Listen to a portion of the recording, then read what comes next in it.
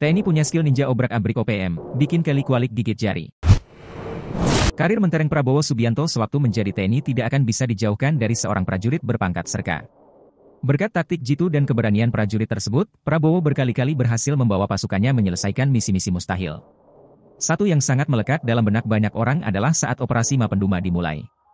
Di tahun 1996, OPM menyandera puluhan peneliti ekspedisi Lawrence 1995 di desa Mapenduma, Papua. Nama baik NKRI dipertaruhkan, sebab ada sejumlah warga negara asing yang ikut disandera. Komandan Kopassus kala itu, Prabowo Subianto, tidak ragu lagi mengutus Serka Bayani. Bukan hanya karena putra daerah Papua, Serka Bayani bukan prajurit TNI biasa. Kemampuannya bak seorang ninja sakti yang tidak terdeteksi musuh. Ia bisa seorang diri menerobos masuk ke markas musuh tanpa terdeteksi. Kemampuan itu pula yang digunakan Serka Bayani saat melepas sandera yang ditawan OPM di desa Mapenduma. Sebelum melakukan operasi, Prabowo mendapat arahan dari Serka Bayani untuk memulai operasi.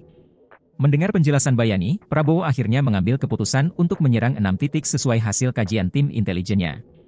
Akhirnya Prabowo dan tim Kopassus pun berhasil membebaskan para sandera. Orangnya tenang, berani, memiliki kemampuan luar biasa dalam menembak, dan memiliki kemampuan membaca jejak, kenang Prabowo Subianto dalam bukunya yang berjudul Kepemimpinan Militer, Catatan dari Pengalaman Legend TNI, Purnawirawan, Prabowo Subianto.